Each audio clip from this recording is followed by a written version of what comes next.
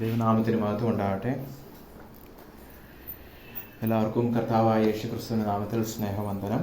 ഇന്നത്തെ വചനധ്യാനത്തിനായിട്ട് നമുക്ക് മത്തായി എഴുതിയ സുവിശേഷം 18-ാം അധ്യായത്തിലേക്ക് ശ്രദ്ധ തിരിക്കാം. 1-ാമത്തെ വാക്യം മുതൽ ഞാൻ വായിക്കുകയാണ്. ആ നാഴികയിൽ ശിഷ്യന്മാർ യേശുവിൻ്റെ അടുക്കെ വന്ന്, സ്വർഗരാജ്യത്തിൽ ഏറ്റവും വലിയവൻ ആരെന്ന് ചോദിച്ചു. അവനൊരു ശിശുവിനെ അടുക്കെ വിളിച്ച് അവരുടെ നടുവിൽ നിർത്തി, നിങ്ങൾ തിരിഞ്ഞ് ശിശുക്കളെ പോലെ ആയി വരുന്നില്ല എങ്കിൽ സ്വർഗരാജ്യത്തിൽ കടക്കയില്ല എന്ന് ഞാൻ സത്യമായിട്ട് നിങ്ങളോട് പറയുന്നുവെന്ന് പറഞ്ഞു. ആകയാൽ ഈ ശിശുവിനെ പോലെ തന്നെത്താൻ താഴ്ത്തുന്നവൻ സ്വർഗരാജ്യത്തിൽ ഏറ്റവും വലിയവനാകുന്നു. ഇങ്ങനെയുള്ള ശിശുവിനെ എൻ്റെ നാമത്തിൽ കൈക്കൊള്ളുന്നവൻ എന്നെ കൈക്കൊള്ളുന്നു. എന്നിൽ വിശ്വസിക്കുന്ന ഈ ചെറിയവരിൽ ഒരുത്തന് ആരെങ്കിലും ഇടർച്ച വരുത്തിയാലോ അവൻ്റെ കഴുത്തിൽ വലിയൊരു തിരികല്ല് കെട്ടി അവനെ സമുദ്രത്തിൽ ആഴത്തിൽ താഴ്ത്തിക്കളയുന്നത് അവന് നന്ന്. ആമേൻ. നമുക്ക് പ്രാർത്ഥിക്കാം. ഞങ്ങളെ സ്നേഹിക്കുന്ന വലിയവനായ കർത്താവ്, ഇതിൻ്റെ വചനത്തിൻ്റെ മുൻപാകെ ഞങ്ങളെ തന്നെ സമർപ്പിച്ച് പ്രാർത്ഥിക്കുന്ന കർത്താവേ,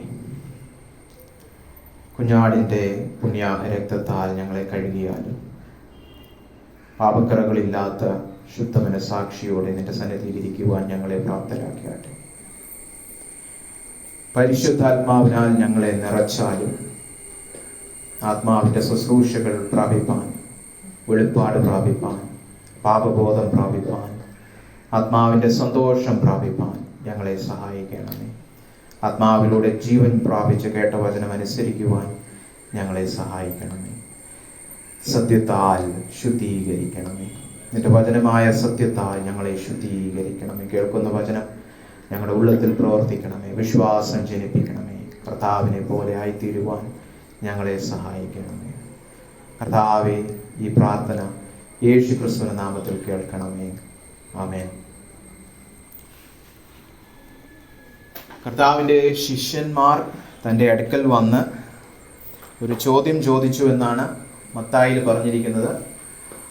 മർക്കോസിലും ലൂക്കോസിലും നമ്മൾ കാണുന്നത് അവരങ്ങനെ ചോദിച്ചില്ല. അവർ തമ്മിൽ ഒരു തർക്കമുണ്ടായിരുന്നു. അത് പിന്നെ കർത്താവ് ചോദിച്ചപ്പോഴാണ് അത് പറയേണ്ടി വന്നു, അല്ലേ? അതൊക്കെ മർക്കോസ് 9-ലും ലൂക്കോസ് 9-ലും ഒക്കെ വായിക്കാം. ഞങ്ങൾ അതിലോട്ടൊന്നും കടക്കുന്നില്ല. എന്തായിരുന്നു ചോദ്യം? സ്വർഗത്തിൽ ഏറ്റവും വലിയവൻ ആർ? അല്ലേ? സ്വർഗരാജ്യത്തിൽ അല്ലെങ്കിൽ സ്വർഗത്തിൽ. മറ്റു രണ്ട് സുവിശേഷത്തിൽ അത് പറയുന്നില്ല. അത് നമ്മുടെ തമ്മിൽ ആരാണ് ഏറ്റവും വലിയവൻ എന്നേ ഉള്ളൂ, അല്ലേ? ഈ ഒരു ചോദ്യത്തിൻ്റെ പ്രസക്തി നമ്മൾ മനസ്സിലാക്കണം. നമ്മുടെ എല്ലാവരുടെയും ഉള്ളത്തിലുള്ള ഒരു ചോദ്യമാണിത്, അല്ലേ? ഞാനാണോ വലിയവൻ? എല്ലാവർക്കും ഉണ്ട്, ഇവിടെ ഇരിക്കുന്നവർക്കും ഉണ്ട്, എനിക്കും ഉണ്ട്, അല്ലേ? മത്സര ബുദ്ധി നമുക്ക് എല്ലാവർക്കും ഉള്ളതാണ്, അല്ലേ? മറ്റുള്ളവരെക്കാളും മേന്മയുള്ളവരാകണം. നമ്മൾ പഠിച്ചു വളർന്നതേ അതാണ്. കൂട്ടുകാരനേക്കാളും മേന്മയുള്ളവനായി മാറണം, 1-ാം റാങ്ക് വാങ്ങിക്കണം, മറ്റുള്ളവനേക്കാളും വലിയവനാകണം, അല്ലേ? വലിയവനാകുക എന്നുള്ള ചിന്ത എല്ലാ മനുഷ്യൻ്റെ ഹൃദയത്തിലും ഉള്ളൊരു ചിന്തയാണ്. അത് ഈ ശിഷ്യന്മാരുടെ ഇടയിലും കടന്നു വന്നു, അല്ലേ?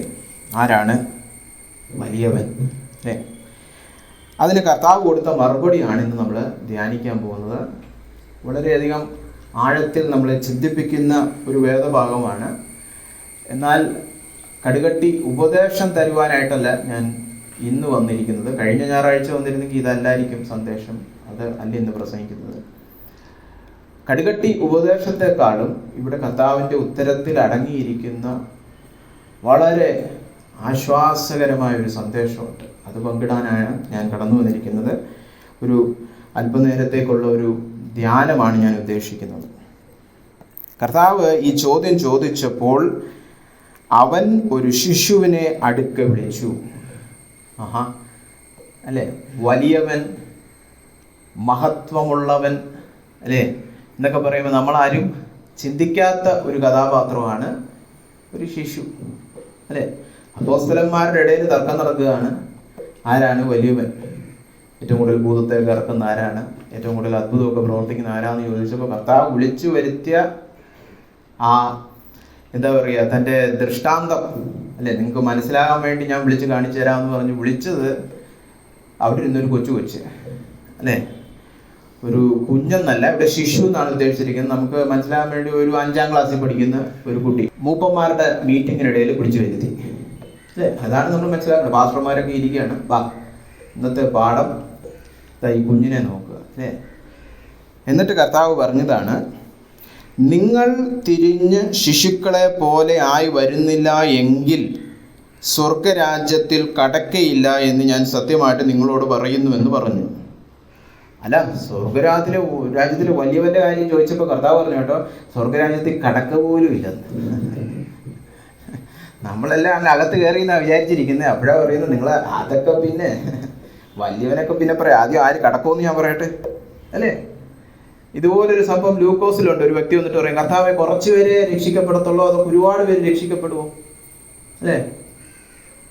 എലക്ഷൻ അല്ലേ, വൃദ്ധന്മാരുടെ സംഖ്യ എത്ര, ഒരുപാട് പേര് രക്ഷിക്കപ്പെടുമോ, കുറച്ച് പേര് രക്ഷിക്കപ്പെടുമോ. അപ്പൊ കർത്താവ് പറഞ്ഞു കേട്ടോ, നീ ആദ്യം രക്ഷപ്പെടുമോ എന്ന് നോക്ക്, നീ ചെറിയ വഴി കൂടെ കിടക്കുമെന്ന് നോക്ക് അല്ലേ. ആ ഇടുക്കമുള്ള പാതയിലൂടെ നീ നടക്കുക, നീ ആദ്യം നിന്റെ രക്ഷയൊക്കെ നോക്ക് അല്ലെ. ഇന്ന് ഒരുപാട് ദൈവശാസ്ത്രപരമായ തർക്കവും അപ്പോളജറ്റിക്സും ഇതൊക്കെ വെറും ചപ്പുചാവറാണ്. കർത്താവ് ഇതിനൊന്നും സമയം കളയത്തില്ല. ഇന്നും വിശ്വാസികൾ ഇതിനൊക്കെയാണ് സമയം കളയുന്നത്. കർത്താവ് പറഞ്ഞത് നീ ആദ്യം കിടക്കുമെന്ന് നീ നോക്ക് എന്ന് പറഞ്ഞാൽ ഇവിടെ നിങ്ങളൊക്കെ ആദ്യം വലിയവനാകുന്നതിന് മുമ്പേ അകത്ത് കിടക്കുമെന്നുള്ളത് ആദ്യം ചിന്തിക്കുക അല്ലേ. ആകയാൽ 4ാമത്തെ വാക്യം, ഈ ശിശുവിനെ പോലെ തന്നെത്താൻ താഴ്ത്തുന്നവൻ സ്വർഗരാജ്യത്തിൽ ഏറ്റവും വലിയവനാകുന്നു. അപ്പൊ കടക്കുന്നതും വലിയവനാകുന്നതല്ല ഒന്നാ, കടന്നു കിട്ടിയ വലിയവനായി. പക്ഷെ എന്താകണം, തിരിഞ്ഞ് ശിശുക്കളെ പോലെ ആയി വരുന്നില്ല എങ്കിൽ.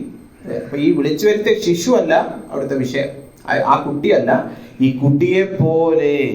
അപ്പൊ എന്തോ ഒരു താരതമ്യം കർത്താവ് ചൂണ്ടിക്കാണിക്കാൻ വേണ്ടിയിട്ടാണ് ശിശുവിനെ വിളിച്ചു വരുത്തിയത്. അല്ലാതെ ആ പർട്ടിക്കുലർ കുട്ടിയുടെ കാര്യമല്ല അല്ലെ. ആ മോൻ ഏതോ ഒരു മോൻ, പക്ഷെ ആ മോനെ പോലെ, ആ കുട്ടിയെ പോലെ നിങ്ങളാകണം. അതുകൊണ്ടാണ് ബഹുവചനത്തിൽ ശിശുക്കളെ പോലെ എന്ന് പറഞ്ഞത്. അപ്പൊ എന്താ ശിശു ആകുക എന്ന് പറഞ്ഞാൽ, തിരിഞ്ഞ ശിശു ആകുക അല്ലെ. മനം തിരിഞ്ഞെന്നുള്ള അർത്ഥത്തിലാണ് തിരിഞ്ഞെന്നുള്ളത്. അത് തന്നെയാണ് എബ്രായ ഭാഷയിലൊക്കെ പ്രത്യേകിച്ച് തിരിയുകയും മാനസാന്തരപ്പെടുകയും ഒരു വാക്കാണ്.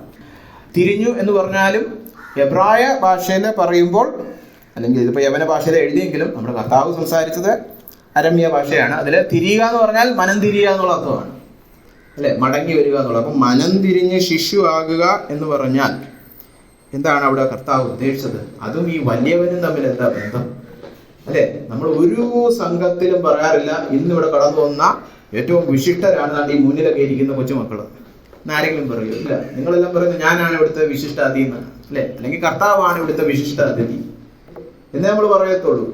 അപ്പൊ കർത്താവ് എന്താ ഈ സൂചിപ്പിച്ചേ അല്ലെ, എന്താ ശിശുവാകുക എന്ന് പറഞ്ഞു കഴിഞ്ഞാൽ അവിടെയാണ് ലോകവും കർത്താവിന്റെ രാജ്യവും തമ്മിലുള്ള വ്യത്യാസം കിടക്കുന്നത് അല്ലെ. 2 തരത്തിലുള്ള വലിപ്പം ദൈവം കാണിക്കാൻ ഉദ്ദേശിക്കുകയാണ്. സാധാരണ മാനുഷിക ചിന്തയിൽ വലിയവനാകണമെങ്കിൽ എന്താകണം, എന്ത് ചെയ്താൽ വലിയവനാകാൻ പറ്റും? ഈ ചോദ്യത്തിൽ തന്നെ ഉണ്ട് അതിൻ്റെ ഉത്തരം, എന്ത് ചെയ്താൽ അല്ലേ. അപ്പൊ ചെയ്യാതിരുന്ന ഒന്നും ചെയ്തിട്ടില്ലാത്തവൻ, അത്രയേ ഉള്ളൂ. ഒന്നും ചെയ്യാത്തവരാണ് ആര്? കുട്ടികൾ. അവരിനി തുടങ്ങാൻ പോകുന്നേ ഉള്ളൂ ചെയ്ത്, അവരുടെ ചെയ്തികളൊക്കെ തുടങ്ങാൻ പോകുന്നേ ഉള്ളൂ. അപ്പൊ നമ്മൾ പറയാം അവരൊന്നും പറഞ്ഞു, അവർക്ക് ജീവിതം എന്ന് പറഞ്ഞുകൂടെ, അവരെന്തോന്ന് അവരോട് സ്കൂളിൽ പഠിക്കുന്നത്, അത്രയേ ഉള്ളൂ അല്ലേ. ഇവിടെ ലോകം ചിന്തിക്കുന്നത് എന്തു ചെയ്താൽ വലിയവനാകാം. അതുകൊണ്ടാണ് ശിഷ്യന്മാർ ചിന്തിച്ചത്, നമ്മൾ കുറെ നാളായല്ലോടാ.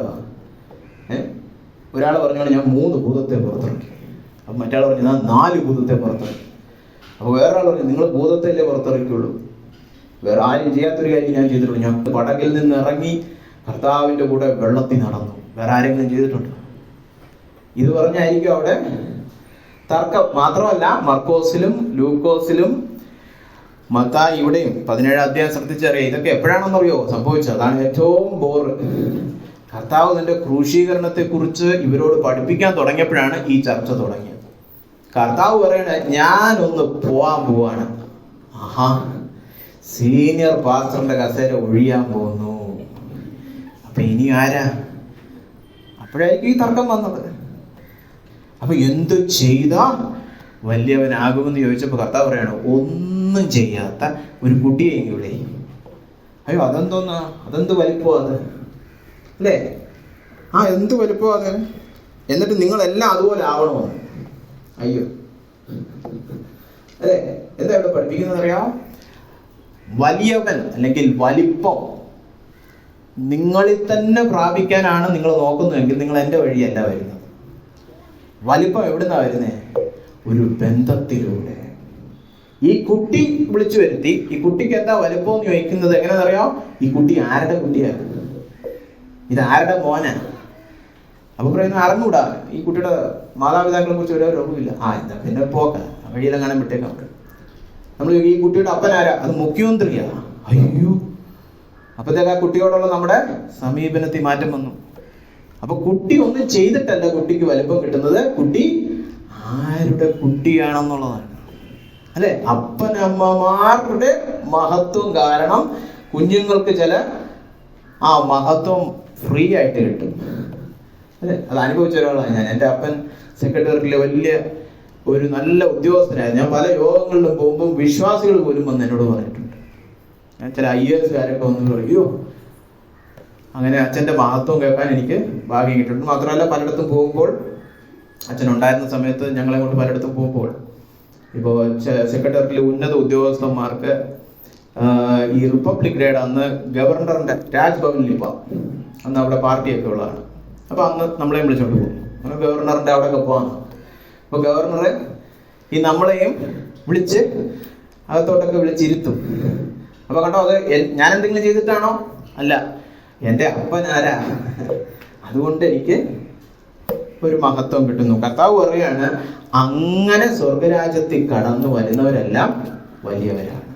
അപ്പൊ ഇവിടെ വലിപ്പം ഞാൻ എന്തു ചെയ്തു എന്നുള്ളതല്ല, ഞാൻ ആരുടേതാണ്.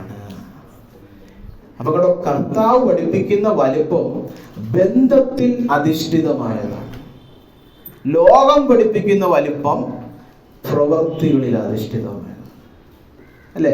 രണ്ടു തമ്മിലുള്ള വ്യത്യാസം ഒരുപാട് കാര്യങ്ങൾ പറയാനുണ്ട്, അല്ലെ?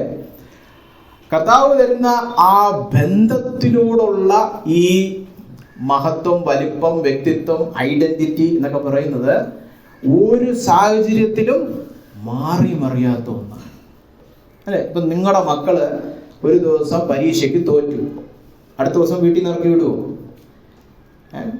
പേപ്പർ പരസ്യം കൊടുക്കോ? ഈ പുള്ളി എൻ്റെ മോനല്ല എന്ന് പറയോ? ഇല്ല, അല്ലെ? എന്ന് പറഞ്ഞതുപോലെ കർത്താവ് നമുക്ക് തരുന്ന ഈ മഹത്വം ആ ബന്ധവുമായിട്ട് അടിസ്ഥാനമായിട്ടുള്ളതാണ്, ആധാരമായിട്ടുള്ളതാണ്, അതിലാസ്പദമായിട്ടുള്ളതാണ്. അല്ലാതെ ജീവിത സാഹചര്യമായിട്ട് ഒരു ബന്ധവുമില്ല. ഇന്ന് ഞാൻ പരാജയമായിരിക്കും, എങ്കിലും ഞാൻ കർത്താവിൻ്റെ പൈതലാണ്, അല്ലേ? ഇന്ന് ഞാൻ രോഗത്തിലായിരിക്കും, കർത്താവിൻ്റെ പൈതലാണ്. നാളെ എനിക്ക് ആരോഗ്യമുണ്ട്, അപ്പോഴും കർത്താവിൻ്റെ പൈതലാണ്. ഇന്ന് ബിസിനസ് പൊട്ടി പാളീസായി കട പൂട്ടി, കർത്താവിൻ്റെ പൈതലാണ്. നാളെ ബിസിനസ് എല്ലാം വലുതായി ഭയങ്കര സമ്പത്തായി, അപ്പോഴും കർത്താവിൻ്റെ പൈതലാണ്. ഒരു മാറ്റവും സംഭവിക്കാത്ത ഒരു വലിപ്പമാണിത്, അല്ലേ? എന്നാൽ ലോകം അങ്ങനെയാണോ? അല്ലേ? ലോകം അങ്ങനെയാണോ? അല്ലെ? ഇന്ന് ഭയങ്കര പണക്കാരാണ്, എല്ലാം ഉണ്ട്, ആളുകളൊക്കെ ഒരുപാട് പേര് നമ്മുടെ അടുത്ത്. നാളെ നമ്മൾ പൊട്ടി പാളീസായ ഒരു മനുഷ്യനെയും ഇല്ല, അല്ലേ? പണ്ട് നിങ്ങൾ പണക്കാരായത് കൊണ്ട് നിങ്ങളുടെ വീട്ടിലെ മോനെ കല്യാണം കഴിക്കണമെന്ന് പറഞ്ഞാൽ ആരെങ്കിലും വരുമോ? നമുക്കൊരു സംബന്ധം വേണം. കാരണം 20 വർഷം മുമ്പ് നിങ്ങളുടെ അപ്പൂപ്പൻ പണക്കാരനായിരുന്നല്ലോ, ഇപ്പൊ നിങ്ങൾ വെറും പാളീസായിട്ട് റോഡിൽ കിടക്കുകയാണ്. ഇന്നാരെങ്കിലും പറയോ? ഇല്ല. അയ്യോ, എൻ്റെ അപ്പൂപ്പൻ പണ്ട്, അപ്പൂപ്പനല്ല, നീയാണോ? അപ്പനായാൽ പോലും മോൻ പൊട്ടി പാളീസാണ് കല്യാണം കിട്ടത്തില്ല, അല്ലെ? പിന്നെ വരും, അതുപോലെ ഈ പൈസ നോക്കി വരുന്ന കപട ടീമുകളെ വരത്തുള്ളൂ. കേട്ടോ, അപ്പോ ലോകം ഇത്രയൊക്കെ ഉള്ളൂ. അപ്പൊ നമ്മൾ ലോകത്തിൽ മഹത്വം തേടിപ്പോയ എന്തോ ചെയ്യണം? ഓടിക്കോണ്ടിരിക്കണം, കിതക്കി. അതാണ് ലോകത്തിന്റെ പുറകിൽ പോയ ശാശ്വതമായ ഒരു സംതൃപ്തിയും കിട്ടാത്ത. കാരണം എന്താണ്? ഓട്ട മത്സരത്തിൽ ഓടുന്ന കുതിരയെ പോലാണ്, ഒരിക്കലും നിൽക്കാൻ പറ്റില്ല, ഇങ്ങനെ ഓടിക്കോണ്ടിരിക്കണം. ഇന്നലെ വരെ ഓടിയല്ലോ, ഇനിയിപ്പോ നിർത്താന്ന് പറഞ്ഞാൽ ഇല്ലില്ല, ഇന്നപ്പോ ഓടുന്നില്ലേ? അപ്പം ഓട്ടം നിർത്തിയോ? അപ്പൊ പിന്നെ മഹത്വം പോയി, അല്ലേ? പണക്കാരനായി മഹത്വം തേടാന്ന് പറഞ്ഞാൽ എന്തെങ്കിലും ഒരു ദിവസം വെച്ചൊക്കെ പണമൊക്കെ എഴുതി കളയാൻ പറ്റുമോ? ഇനി ഞാൻ പണമൊന്നും സമ്പാദിക്കുന്നില്ലെന്ന് പറയാൻ പറ്റുമോ? ഇല്ല, പണം സമ്പാദിച്ചുകൊണ്ടിരിക്കണം, അല്ലേ? സൗന്ദര്യം, നേരത്തെ പ്രാർത്ഥിച്ചു, സൗന്ദര്യം പോയാൽ പോയി, പിന്നെ, അല്ലേ? അല്ലാതെ സൗന്ദര്യം പോയി കഴിഞ്ഞും 30 വർഷം മുമ്പ് ഭയങ്കര സൗന്ദര്യം ഉണ്ടായിരുന്നെന്ന് പറഞ്ഞാൽ ആരും നമ്മളെ മാനിക്കത്തില്ല, അല്ലേ? എത്രയോ നമുക്ക് ഉദാഹരണങ്ങൾ പറയാൻ പറ്റും, അല്ലേ? ഇപ്പൊ 70 വർഷം മുമ്പ് സിനിമയിൽ അഭിനയിച്ച ആരോടെങ്കിലും പോയി സെൽഫി ചോദിക്കും ആരെങ്കിലും, ഏതോ അപ്പൂപ്പൻ, അല്ലേ? അല്ലെങ്കിൽ ഒരു അമ്മും, ആരും തിരിഞ്ഞു നോക്കൂല. അപ്പൊ ഇപ്പൊ ഓടുന്നെങ്കിലേ വിലയുള്ളൂ. അപ്പൊ ലോകത്തിൽ മാനുഷിക ബുദ്ധിയിൽ നമ്മൾ മഹത്വം അന്വേഷിക്കുകയാണെങ്കിൽ ഓടിത്തളരത്തേ ഉള്ളൂ. അപ്പൊ കർത്താവ് പഠിപ്പിക്കുകയാണ്, നിങ്ങൾ പ്രവൃത്തികൾ ചെയ്ത് നിങ്ങളിൽ തന്നെ മഹത്വം വലിപ്പം ഉളവാക്കാൻ നോക്കുകയാണെങ്കിൽ അത് സ്ഥായിയായ വലിപ്പമായിരിക്കത്തില്ല. പിന്നെ എവിടെ മഹത്വം? ബന്ധം. ഏത് ബന്ധം? കർത്താവുമായുള്ള ബന്ധം നിമിത്തം. അതുകൊണ്ടാണ് കർത്താവ് പറഞ്ഞത്, നിങ്ങൾ മനം തിരിഞ്ഞ് ശിശുക്കളെ പോലെ ആയി വരുന്നില്ല എങ്കിൽ സ്വർഗരാജ്യത്തിൽ കടക്കുകയുമില്ല, സ്വർഗരാജ്യത്തിൽ വലിയവനാകുകയും ഇല്ല. ഇങ്ങനെയുള്ള 5-ാമത്തെ വാക്യം, ഇങ്ങനെയുള്ള ശിശുവിനെ എൻ്റെ നാമത്തിൽ കൈക്കൊള്ളുന്നവൻ എന്നെ കൈക്കൊള്ളുന്നു. ആഹാ, ഉണ്ടല്ലേ? നേരത്തെ പറഞ്ഞതുപോലെ ഇപ്പൊ ഞാനൊരു സ്ഥലത്ത് പോകുമ്പോൾ എന്നെ ഒരാൾ സ്വീകരിക്കുകയാണ്, ഞാൻ പറയണേ ഞാൻ ഇന്നയാളുടെ മകനാന്ന് പറഞ്ഞ് എന്നെ സ്വീകരിക്കുമ്പോൾ എന്നോട് ബഹുമാനം കാണിക്കുകയാണേലും മൂലകാരണം എൻ്റെ അപ്പനോടുള്ള ബഹുമാനമാണ്. അതാണ് കുഞ്ഞുങ്ങൾക്കുള്ള ഭാഗ്യം, അല്ലേ? ഇപ്പൊ ഈ കുഞ്ഞ് ഏത് അങ്കിളുടെ മോനാന്ന് നോക്കിയിട്ടേ ഞാൻ പെരുമാറത്തുള്ളൂ. പക്ഷെ അതെന്തുകൊണ്ടാണ്? ഈ കുഞ്ഞിനെ എനിക്ക് അറിഞ്ഞൊന്നും കൂടാ, പക്ഷെ അങ്കിളിനെ എനിക്കറിയാം. ആ അങ്കിളിനോട് എനിക്ക് ബഹുമാനം ഉള്ളത് കൊണ്ട് കുഞ്ഞിനോട് ബഹുമാനം. അപ്പൊ കണ്ടോ, നമ്മൾ ദൈവ പൈതലാണെന്ന് പറയുമ്പോൾ കർത്താവിന്റെ കെയർ ഓഫിലാണ് നമുക്ക് ആ വലിപ്പം മഹത്വമൊക്കെ നമുക്ക് ദൈവം നൽകുന്നത്, അല്ലേ? അപ്പോ ഈ ചെറിയവരിൽ, 6-ാമത്തെ വാക്യം, ഈ ചെറിയവരിൽ ഒരുത്തന് ആരെങ്കിലും ഇടർച്ച വരുത്തിയാലോ അവന്റെ കഴുത്തിൽ വലിയൊരു തിരികല്ല് കെട്ടി അവനെ സമുദ്രത്തിന്റെ ആഴത്തിൽ തള്ളിക്കളയുന്നത് അവന് നല്ലത്, അല്ലേ? അവന് നല്ലത് എന്ന് പറയുന്നത് ആ വാക്യം വളരെ ധ്യാനിക്കേണ്ട ഒരു വാക്യമാണ്. അതോടെ ധ്യാനിച്ചിട്ട് നമുക്ക് പിന്നീട് ഈ കൂടുതൽ വിഷയങ്ങൾ ധ്യാനിക്കാം. വാക്യങ്ങളെല്ലാം ഒന്ന് ഓടിച്ച് നോക്കിയതിന് ശേഷം എന്താ ഇവിടെ കർത്താവ് പറയുന്നേ? അവന് നന്ന്, അല്ലേ? നിങ്ങൾ ആ വാക്യം ശ്രദ്ധിച്ചോ? കഴുത്തിൽ ഒരു തിരികല്ല് കെട്ടി. തിരികല്ല് എന്നൊക്കെ പറഞ്ഞാൽ അറിയാം, നമ്മുടെ ഭാഷയിൽ തിരികല്ല് എന്നൊക്കെ പറഞ്ഞാൽ അറിയാമെന്തോ? ആട്ടുകല്ല്, നമുക്കത് എടുക്കാം. മാവാട്ടുന്ന കല്ല് കണ്ടിട്ടുണ്ടോ? പഴയ ആൾക്കാർക്കൊക്കെ അറിയാം. ഇന്ന് ഗ്രൈൻഡറേ കണ്ടിട്ടുള്ളൂ. ഗ്രൈൻഡറിന്റെ കുറ്റിയെങ്കിലും എടുക്കാം നമുക്ക്. ഒരു തടിയ സാധനം അതെടുത്ത് കഴുത്തിൽ കെട്ടി ഒന്ന് കടലിൽ ചാടുന്നതാണ് അവന് നല്ലത്. അതൊരു നല്ല കാര്യമാണോ? കഴുത്തേൽ വലിയൊരു ഗ്രൈൻഡറൊക്കെ കെട്ടി വലിയൊരു പാറക്കല്ല് കെട്ടിയിട്ട് എടുത്ത് കടലിൽ ചാടുന്ന ഒരു നല്ല കാര്യമാണോ? അല്ല, അല്ലേ? അപ്പോ അത് നല്ലതെന്ന് പറയുമ്പോൾ കർത്താവ് പറയുന്നത് വേറെ എന്തോ ആയിട്ട് താരതമ്യം ചെയ്യുമ്പോൾ അത് നല്ലതാണ്. ഇപ്പൊ ഉദാഹരണത്തിന് നിങ്ങളുടെ കർത്താവ് ഒരു ദിവസം വന്നിട്ട് പറയാൻ, ഇതാരും ദൂതായിട്ടൊന്നും ഏറ്റെടുക്കണം, ഉദാഹരണമായിട്ട് ഞാൻ പറയുന്നേ ഉള്ളൂ. ഒരു ദിവസം കർത്താവ് പറയണം, മോനെ 2 മാസം തന്നെ ഞാൻ കട്ടിലിൽ കിടത്താൻ പോവാം, നിനക്ക് എന്തോ വേണം? ആക്സിഡന്റ് പറ്റി കൈ ഒടിയും. അയ്യോ അത് വേണ്ട കർത്താവ്, എന്നാ വേറൊന്നും തരാം, ക്യാൻസർ. അയ്യോ ക്യാൻസർ വേണ്ട, കൈ ഒടിയട്ടെ, അല്ലേ? അപ്പൊ ആക്സിഡന്റ് വന്ന് കൈ ഒടിയുന്നത് നല്ല കാര്യമല്ല, പക്ഷെ ക്യാൻസർ വെച്ച് നോക്കുമ്പോ അതാ നല്ലത് എന്ന് പറഞ്ഞതുപോലെ തിരികല്ല് കഴുത്തെ കെട്ടി സമുദ്രത്തിൽ തള്ളുന്നത് വേറെന്തോതിനേക്കാളും നല്ലതാണ്. അപ്പൊ അത് അതിനേക്കാളും ഭീകരമായിരിക്കും, അല്ലേ?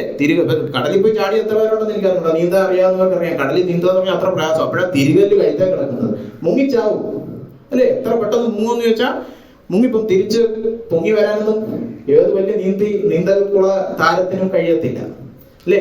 അതിനേക്കാളും ഭയങ്കരമായ വേറെ എന്തോ ഉണ്ടെന്ന്. അതെന്തോ? അപ്പൊ ആ വാക്യം ഒന്നുകൂടെ വായിക്കണം. ഈ ചെറിയവർ, ഈ കുഞ്ഞ്, ഏത് കുഞ്ഞ്?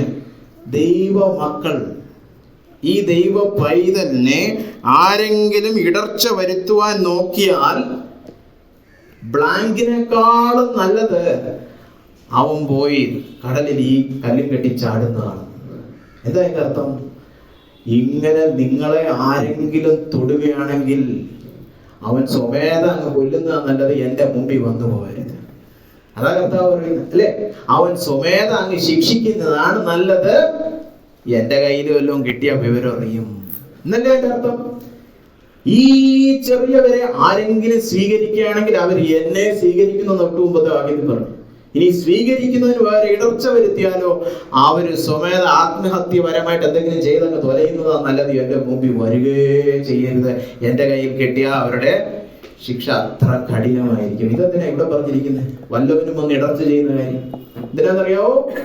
ഈ ദൈവമക്കൾ എനിക്ക് എത്ര വേണ്ടപ്പെട്ടവരാണ്, എനിക്ക് എത്ര പ്രിയപ്പെട്ടവരാണ് എന്ന് ഈ മക്കൾ മനസ്സിലാക്കാൻ വേണ്ടിയിട്ടാണ്.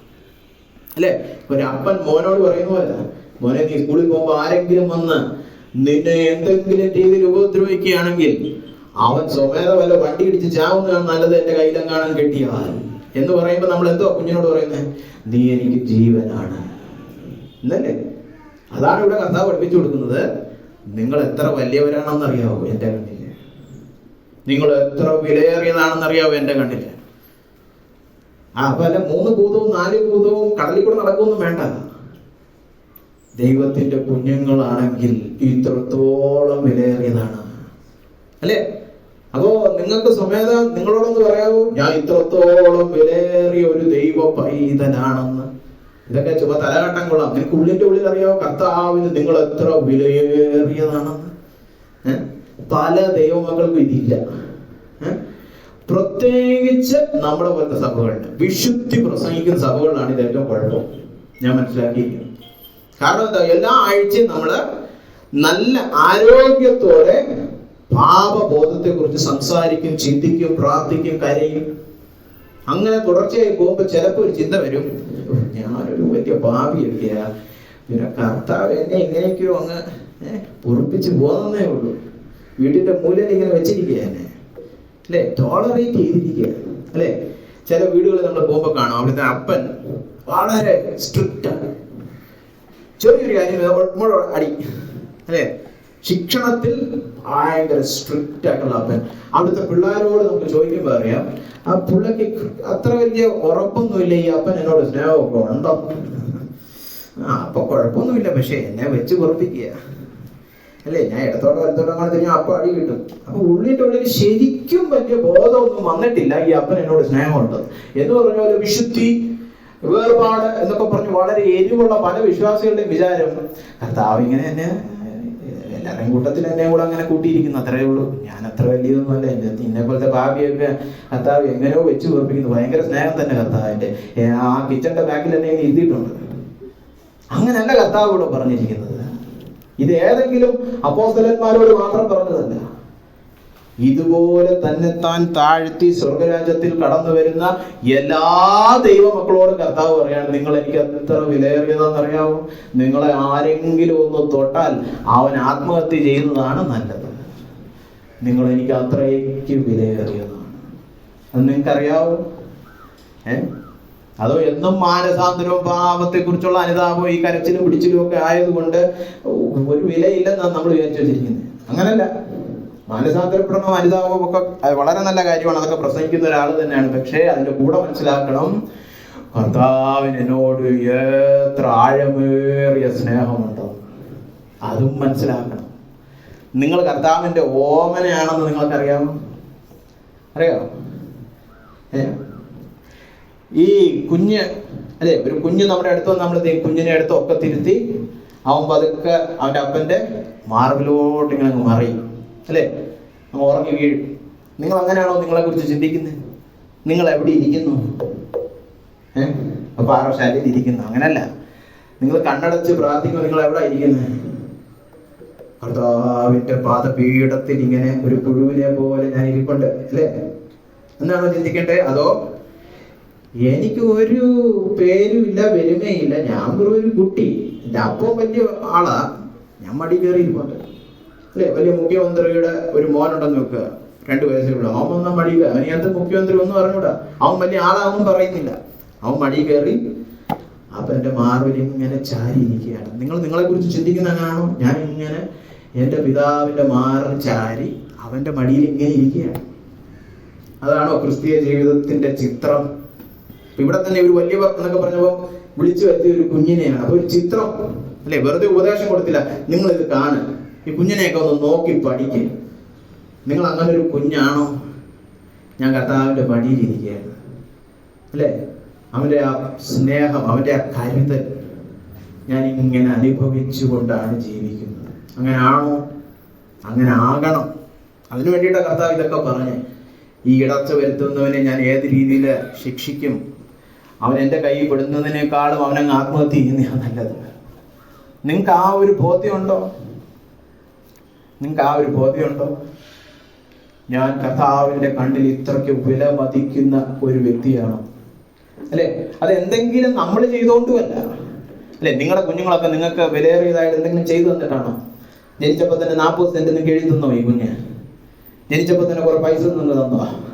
ജനിച്ചപ്പോൾ തന്നെ നിങ്ങൾക്ക് സമൂഹത്തിൽ വല്ല മാന്യതയ്ക്കും വകയുണ്ടാക്കി തന്നോ? ഇല്ല. കുഞ്ഞ് ഇത്രയേ ഉള്ളൂ. എന്തുകൊണ്ടാണ് കുഞ്ഞുങ്ങൾ നമുക്ക് പ്രിയപ്പെട്ടതായത്? നിങ്ങളുടെയൊക്കെ മക്കൾ എന്തുകൊണ്ടാണ് നിങ്ങൾക്ക് പ്രിയപ്പെട്ടതായത്? അവരെന്തെങ്കിലും ചെയ്തിട്ടാണോ? എന്തെങ്കിലും പ്രവൃത്തി കൊണ്ടാണോ? ഒരു പ്രവൃത്തിയില്ല. പിന്നെ എന്തുകൊണ്ടാണ്? രക്തബന്ധം എന്ന് പറഞ്ഞതുപോലെ വേറൊരു രക്തബന്ധം കർത്താവിന് നമ്മളോടുണ്ട്. അതുകൊണ്ട് മാത്രം. അല്ലെ? അല്ലാതെ നമ്മളെന്തെങ്കിലും പ്രവൃത്തി ചെയ്തുകൊണ്ടല്ല. നീ എൻ്റെ പൈതലാകുന്നു, അതുകൊണ്ട് നീ എനിക്ക് വിലയേറിയതാകുന്നു. അല്ലെ? അപ്പന്റെ ഹൃദയം.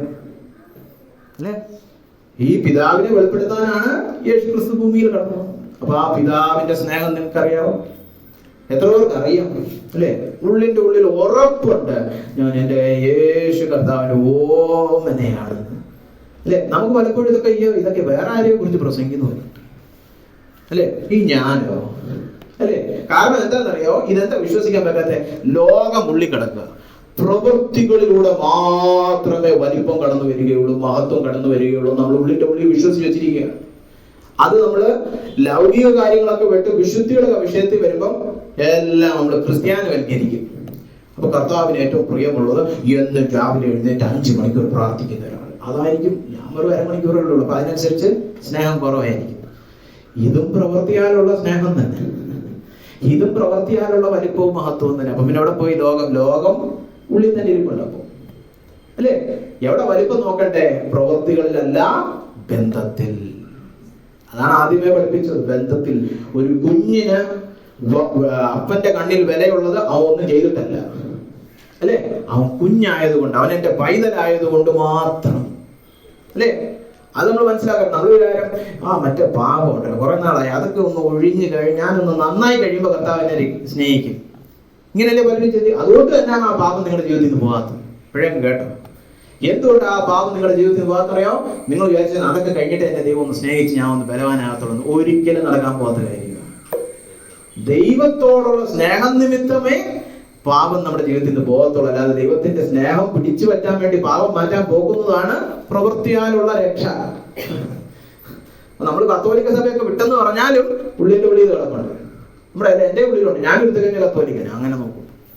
അല്ലെ? എന്റെയും വിചാരം ഒന്ന് നന്നായി കഴിയുമ്പോൾ കർത്താവ് എന്നെ സ്നേഹിക്കുമായിരിക്കും. അല്ലെ? ഇപ്പൊ നിങ്ങളോട് നിങ്ങളുടെ മക്കളാരെങ്കിലും ഇങ്ങനെ പറഞ്ഞാൽ നിങ്ങൾ പറയും, എടാ മണ്ട, എടാ നീ നന്നായാലും എനിക്ക് സന്തോഷം, പക്ഷെ നീ നന്നായില്ലേലും എന്റെ സ്നേഹത്തിന് ഒരു മാറ്റവും ഇല്ലെന്നല്ലേ ഇവിടെ ഇരിക്കുന്ന എല്ലാ അപ്പനും അമ്മമാരും പറയത്തുള്ളൂ. അതാണ് ശരിയായിട്ടുള്ള അപ്പനും അമ്മയും. അല്ലെ?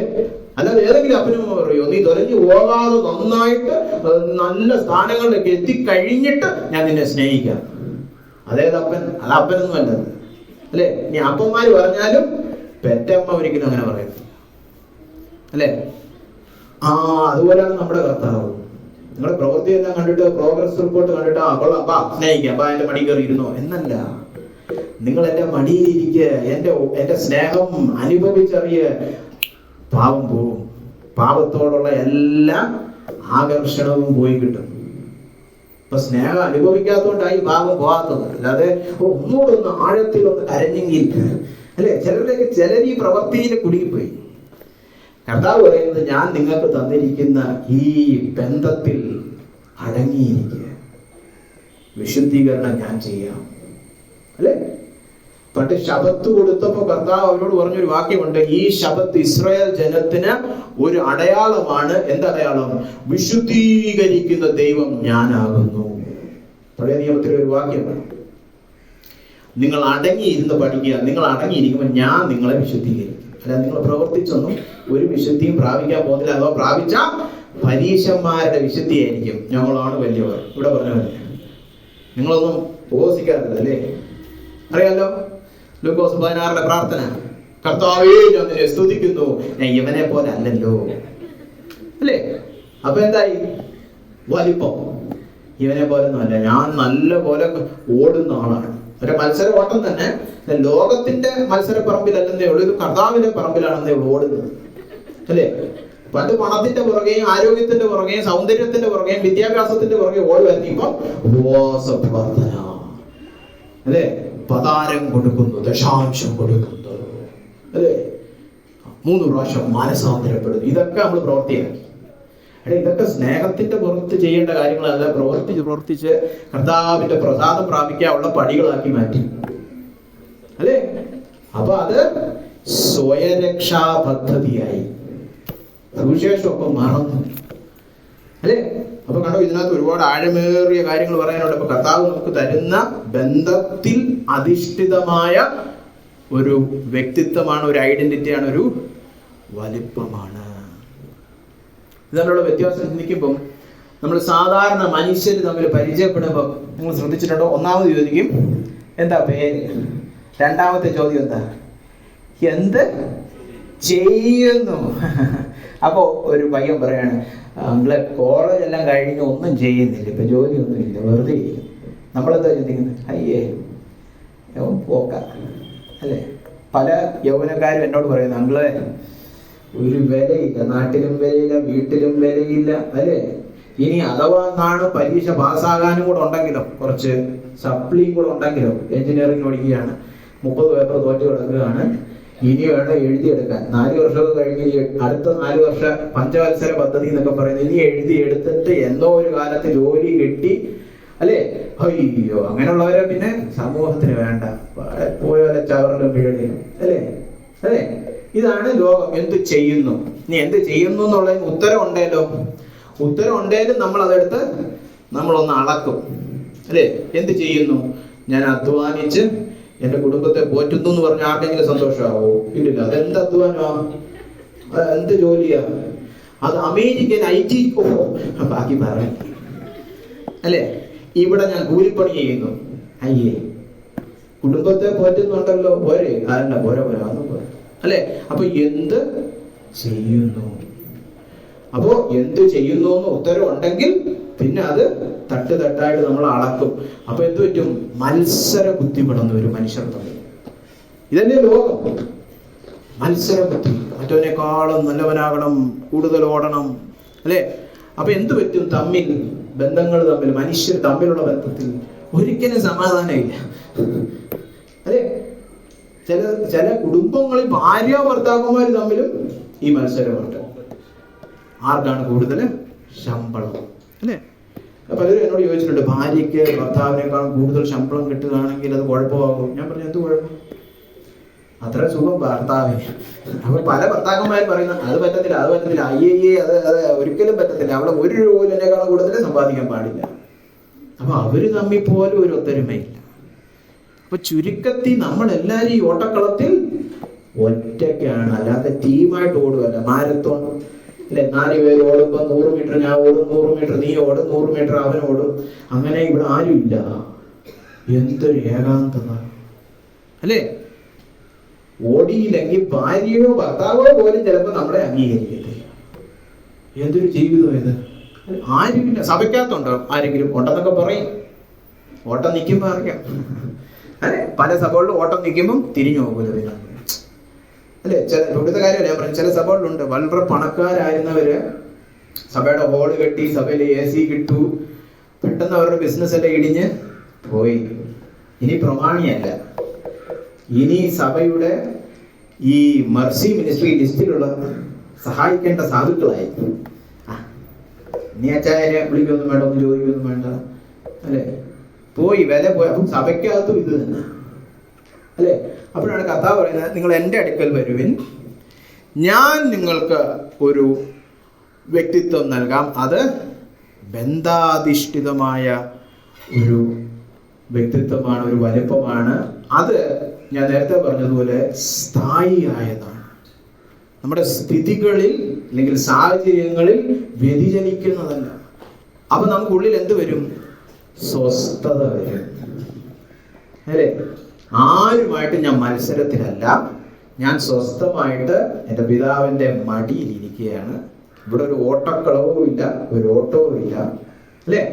അതുകൊണ്ട് എന്തായി? ആരുമായിട്ടും മത്സരവും ഇല്ല, എല്ലാവരുമായിട്ടും സമാധാനം. രണ്ടും തമ്മിലുള്ള വ്യത്യാസമുണ്ടോ? അവിടെ മത്സരത്തിന്റെ ഓട്ടം ബഹളമാണ്, അവിടെ ഒളിമ്പിക്സ് നടന്നുകൊണ്ടിരിക്കുക. ഇവിടെ സ്വസ്ഥത. അവിടെ വഴക്കും മടിയും എല്ലാം നടന്നുകൊണ്ടിരിക്കുക, തമ്മിൽ പോര് നടന്നുകൊണ്ടിരിക്കുക. ഇവിടെ സമാധാനം. അപ്പൊ കണ്ടോ, ഇത് വളരെ ആഴമേറിയ ഒരു വിഷയമാണ്. ക്രിസ്തുവിൽ കടന്നു വന്നു എന്നൊക്കെ പറയുന്നു നമ്മൾ. ക്രിസ്തുവിൽ സ്വസ്ഥത കണ്ടെത്തിയോ? ക്രിസ്തുവിൽ സ്വസ്ഥത കണ്ടെത്തിയോ? ചില വിശ്വാസികളെ ഞാൻ കാണാറുണ്ട്, അവര് ക്രിസ്തുവിലൊക്കെ വന്നെന്ന് പറഞ്ഞാലും അവരുടെ ഉള്ളിൽ ഒരു ആഗ്രഹമുണ്ട്, ചിലതൊക്കെ നേടിയെടുത്ത് പഴയ നമ്മുടെ അവരെയൊക്കെ ഒന്ന് ചമ്മിപ്പിക്കണം. അപ്പൊ ചില പ്രസംഗക്കാർ വന്ന് അത് തന്നെ പറയും, നിന്നെ കർത്താവ് ഉയർത്തും, നിന്നെ പുച്ഛിച്ചവരുടെ നടുവിൽ ഉയർത്തുന്ന കർത്താവ്. അത് തന്നെയാണ് അവരുടെ പ്രസംഗത്തിന്റെ ടൈറ്റിലും. ചിലപ്പോൾ യൂട്യൂബിലൊക്കെ ഞാൻ കാണാം, പ്രസംഗത്തിന്റെ ടൈറ്റിലേ അതാ, പൊക്കുന്ന കർത്താവ്. മാനിക്ക പിന്നെ പോട്ടെ നോക്കാം, ഞാൻ എൻ്റെ ദാസനെ മാനിക്കും. പൊക്കുന്ന കർത്താവ്, എന്തോ നാടാ ഇതൊക്കെ എന്ന് പറഞ്ഞാൽ പ്രസംഗവും വരും, നിന്നെ മാനിക്കുന്ന കർത്താവ്. അപ്പൊ നമ്മൾ ഉള്ളിൽ ആ പഴയ അമ്മച്ചിയും പഴയ അമ്മായിയമ്മയും അവരുടെയൊക്കെ ഇടയിൽ ഒന്ന് ആയി കാണിച്ചു കൊടുക്കണമായിരിക്കും, അല്ലേ? ഇതെന്തോന്നാ ഇത് ഈ ശിഷ്യന്മാരെ പോലെ പ്രവൃത്തികളിലൂടെ വലിയവനാകണം. അല്ലാതെ കർത്താവിനെ കിട്ടി, ഇനി ഒന്നും വേണ്ട, എനിക്ക് എൻ്റെ അപ്പനെ കിട്ടി, ഇനി എന്തോന്ന് പണം, ഇനി എന്തോന്ന് മത്സരം, ഇനി എന്തോന്ന് സമ്മാനം, അല്ലെ? എനിക്ക് എൻ്റെ അപ്പനെ കിട്ടി, അത് മതി. അങ്ങനെ പറയാൻ പറ്റുന്നുണ്ടല്ലോ, മതി. നമ്മൾ തുടക്കം വായിച്ച വാക്യം കേട്ടോ, അല്ലെ? ഉണ്ണാനും ഉടുക്കാനും ഉണ്ടെങ്കിൽ മതി. അതെന്താ മതി? ഉണ്ണാനും ഉടുക്കാനും മാത്രം മതിയോ? പിന്നെ എന്തിനായി കഷ്ടപ്പെട്ട് 12 വർഷം സ്കൂളിലൊക്കെ പോകുന്നത്? ഉണ്ണാനും ഉടുക്കാനും അത്രയും പഠിക്കണോ പിള്ളേരെ? അതൊന്നും നിങ്ങൾക്ക് അറിഞ്ഞൂടെ, അതൊന്നും വേണ്ട. ഉണ്ണാനും ഉടുക്കാനും അത്രയ്ക്കൊന്നും വേണ്ട. അപ്പൊ എന്തുകൊണ്ടായി മതി എന്ന് പറഞ്ഞേ? നമുക്ക് അതിനേക്കാളും വലുത് കിട്ടി. അതെന്തോ സ്വർഗത്തിൽ ഉണ്ണാനും ഉടുക്കാനും കിട്ടിയെന്നല്ല. അങ്ങനെ ചില രീതി, ഇവിടെ ഒന്നും വേണ്ട, എനിക്ക് അവിടെ മതിയെന്ന്. അങ്ങനെയല്ല, അല്ലെ? നമ്മളിപ്പോ ഒരു പാട്ട് പാടിയായിരുന്നല്ലോ, വാടാത്ത കിരീടം പ്രാപിക്കുക എന്നൊക്കെ പറഞ്ഞു. നിങ്ങൾ ശ്രദ്ധിച്ചിട്ടുണ്ടോ? പൗലോസ് കിരീടത്തെ കുറിച്ച് എത്ര പ്രാവശ്യം പറയാറുണ്ട്? 3 പ്രാവശ്യം പറയത്തുള്ളൂ. അതിൽ തന്നെ ഈ പറഞ്ഞിരിക്കുന്ന അർത്ഥത്തിൽ ഒരേ ഒരു പ്രാവശ്യം പറഞ്ഞിട്ടുള്ളൂ, അല്ലെ? 2 തിമോത്തി 4:7 പറഞ്ഞിട്ടുണ്ട്. അത് എപ്പോഴാ പറഞ്ഞേ? എല്ലാം കഴിഞ്ഞപ്പോൾ, ശുശ്രൂഷയൊക്കെ തീർന്ന് ഞാൻ മരിക്കാറായെന്ന് പറഞ്ഞപ്പോൾ കിരീടത്തെ കുറിച്ച് പറഞ്ഞു. അതുവരെ കിരീടം ഒന്നും പുള്ളിയുടെ മുമ്പിലില്ലായിരുന്നു. കിരീടം പ്രാപിക്കാനല്ല പൗലോസ് ഓടിയത്, അല്ലെ?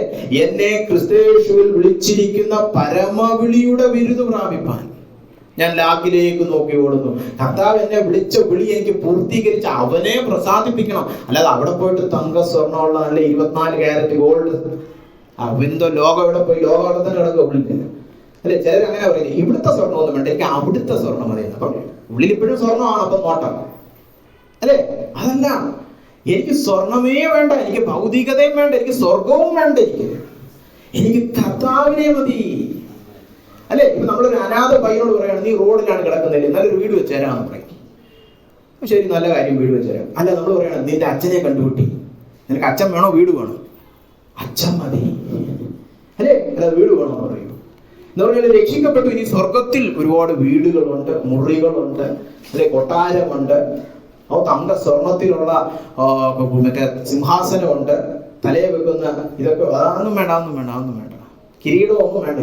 എനിക്ക് കർത്താവിനെ മതി. അതാണ് ബന്ധാധിഷ്ഠിതമായ വലിപ്പം. അപ്പൊ നമ്മൾ ഈ ബന്ധത്തിലാണോ മഹത്വം കാണുന്നത്? ഈ ബന്ധത്തിലാണോ നമ്മൾ സ്വസ്ഥതയോടെ ഇരിക്കുന്നത്? നമുക്ക് ആരെയും ചമ്മിപ്പിക്കുകയും വേണ്ട, ഒരു പ്രതികാരവും വേണ്ട, ഒന്നും വേണ്ട, എന്നെ ഉയർത്തുകയും വേണ്ട കർത്താവ് എന്ന് പറയാൻ പറ്റുന്നുണ്ടല്ലോ. അവന്റെ മടിയിലിരുന്ന് അവന്റെ മാർബോട് ചാരുന്നവർക്കൊക്കെ പറയാൻ പറ്റും, ഇത് കിട്ടി കഴിഞ്ഞതോന്നോ, നിന്നെ കിട്ടിയ സ്വർഗം കിട്ടിയ കർത്താവേ, അല്ലെ? ആ തൃപ്തി. അതുകൊണ്ടാണ് മതി എന്ന് പറഞ്ഞു. ഉണ്ണാനും ഉടുപ്പാനും ഉണ്ടെങ്കിൽ മതി. ആ തൃപ്തി ഉള്ളിൽ കടന്നു വരുന്നുണ്ടോ? അത് വരണം, അല്ലെ? ഇതിലെല്ലാം ആത്യന്തികമായിട്ട് കർത്താവ് നമ്മളെ പഠിപ്പിക്കുന്നത് എന്താ അറിയാം? ഒരു ചോദ്യം നമ്മൾ എപ്പോഴും നമ്മളോട് തന്നെ ചോദിക്കുന്ന ഒരു ചോദ്യമാണ്, ഞാൻ ആരാ? അല്ലേ? ആ ചോദ്യം രണ്ട് രീതിയിൽ പുറപ്പെട്ടു വരും. ഒന്നെങ്കിൽ നമ്മൾ നല്ലപോലെ പഠിച്ച് ജോലിയൊക്കെ വാങ്ങിച്ച് നല്ല സാമ്പത്തികം ആകുമ്പോൾ നമ്മൾ ചിന്തിക്കും ഞാൻ ആരാ, അല്ലേ? നമ്മൾ ഒരു സഭയിൽ ചെല്ലുമ്പോൾ അവിടെ ആരും നമ്മളെ ബഹുമാനിച്ചില്ല, ഞാൻ ആരാന്ന് നിങ്ങൾക്കൊന്നും അറിഞ്ഞുകൂടാ, അല്ലേ? അപ്പൊ ഈ ഞാൻ ആരാന്നുള്ള ചോദ്യം അഹങ്കാരമായിട്ട് പുറത്തു വരും. അവിടെ ചെന്നപ്പോൾ എന്നെ മാനിച്ചില്ല, ഇനി അവിടെ പോകുന്നില്ല, അവർ ശരിയല്ല, അല്ലേ? എൻ്റെ വലിപ്പത്വത്തിന് ഉള്ള അത്രയും മഹത്വം അവരെനിക്ക് തന്നില്ല, അല്ലേ? ചില പാസ്റ്റർമാരുണ്ട്, അയ്യോ എൻ്റെ പേര് പറഞ്ഞില്ലല്ലോ, 25 പാസ്റ്റർമാരെ വെച്ച് കല്യാണം നടത്തുകയാണ് സ്റ്റേജിൽ. അപ്പൊ എൻ്റെ പേര് പറഞ്ഞില്ല, അല്ലെങ്കിൽ പേര് പറഞ്ഞപ്പോൾ പാസ്റ്റർ എന്ന് പറഞ്ഞില്ല, ബ്രദർ എന്ന് പറഞ്ഞു. എങ്ങനെ ആളുകളുടെ മൊത്തം, അല്ലേ?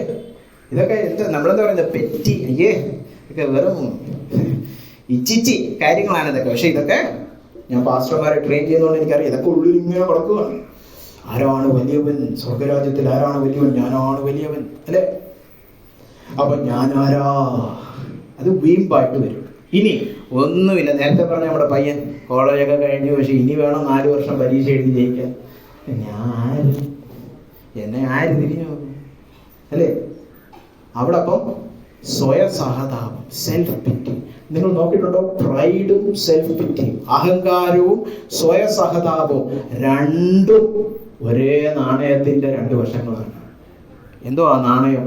സ്വാർത്ഥത, സ്വയകേന്ദ്രീകൃതമായ ഒരു ജീവിതം. എല്ലാം സ്വയത്തിൽ തന്നെയാണ് കാണുന്നത്. മഹത്വം സ്വയത്തിൽ, അല്ലേ? അയ്യോ എനിക്കൊരു മഹത്വത്തിന് യോഗ്യതയില്ല, ഞാൻ വെറും കുറഞ്ഞവൻ, അതും സ്വയത്തിലായി കാണുന്നത്. അപ്പൊ ഞാൻ പ്രവർത്തിച്ച് മഹത്വം പ്രാപിക്കണം. അയ്യോ ഞാനൊരു പ്രവൃത്തി ചെയ്തതിൽ എനിക്കൊരു മഹത്വം ഇല്ല, അതുകൊണ്ട് ഞാൻ കുറഞ്ഞവൻ.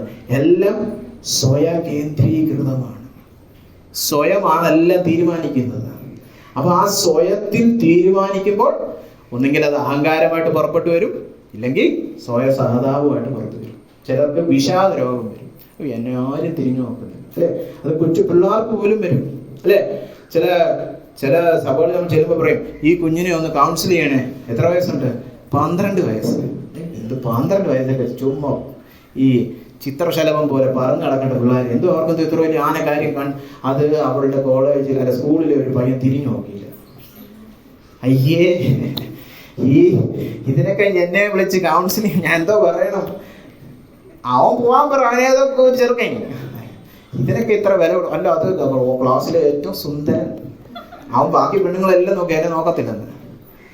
നോക്കണ്ട, അത് നല്ല കാര്യം. എല്ലാ പെണ്ണുങ്ങളെയും നോക്കുന്നവൻ നിന്നെ നോക്കുന്നില്ല എന്ന് പറഞ്ഞാൽ ഭാഗ്യം, അവനേതോ പോക്ക് കേസാക്കും, അല്ലെ? അപ്പൊ കൊച്ചു പിള്ളേർക്ക് പോലും വിഷാദം, അല്ലെ? ബീച്ച പറയുന്നുണ്ട്, പെട്ടെന്ന് വാടിപ്പോകുന്ന ഒരു തലമുറയാണ് നമ്മുടെ. അയ്യോ, ഫേസ്ബുക്കിൽ ഒരു മെസ്സേജ് ഇട്ടിട്ട് ലൈക്ക് ഇട്ടില്ല. ഇതൊക്കെ എന്താന്ന് പറയാ ഇതിനൊക്കെ, അല്ലേ? വലിയ ആൾക്കാരും വലിയ കൂടുതലൊന്നും പറയണ്ട, മുതിർന്നവരും നമ്മളും ഒക്കെ ഇങ്ങനെയൊക്കെ തന്നെ. പിന്നെ പിള്ളേർ കുറച്ചുകൂടെ തുറന്നു പറയും വിഷാദമാണ്. മറ്റുള്ളവർ ഉള്ളിൽ വിഷാദമൊക്കെ വെച്ചിട്ട് പ്ലാനിങ് ആണ്, പ്ലോട്ടിങ് ആണ്, അല്ലേ? അയാൾ വരട്ടെ, ഇലക്ഷൻ വരട്ടെ, പണി കൊടുക്കുക. ഈ പല സഭകളിലും കമ്മിറ്റി മീറ്റിംഗ്, ഇതൊക്കെ തന്നെ ഉള്ളിലെ ഈർഷ്യയും കയ്പും ഒക്കെ വെച്ചിട്ട് ഇതെല്ലാം കൊച്ചു പിള്ളേരെ പോലെ കിടന്ന് കളിയാണല്ലോ, അല്ലേ? അപ്പൊ ഈ ചോദ്യം എന്താണ്? ഞാൻ ആരാണ്? അപ്പൊ കർത്താവ് ഈ പഠിപ്പിച്ച് വെച്ചിട്ട് എങ്ങനെ അതൊന്ന് ഉത്തരം പറയണ്ടേ? ശരിക്കും നമ്മൾ എന്തോ ഉത്തരം പറയണ്ടേ? ഞാൻ ആരാണെന്നുള്ള ചോദ്യത്തിന് ഈ ബന്ധാധിഷ്ഠിതമായിട്ടുള്ള ഈ വലിപ്പത്തിന്റെ വെളിച്ചത്തിൽ എന്താ ഉത്തരം? ഞാൻ ആരാകുന്നു? ഉത്തരം, ഞാൻ ദൈവ പൈതലാകുന്നു. ഈ ഉത്തരത്തിന് നിങ്ങൾ പരീക്ഷയെല്ലാം തോറ്റു കിടക്കുകയാണേലും എല്ലാം ജയിച്ച് വിദേശത്ത് ജോലിക്ക് പോയാലും ഒരു മാറ്റവും ഇല്ല.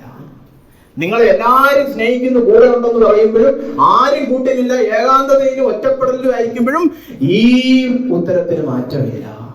അപ്പൊ എങ്ങനെ വിഷാദ രോഗത്തെ അതിജീവിക്കണ്ടേ?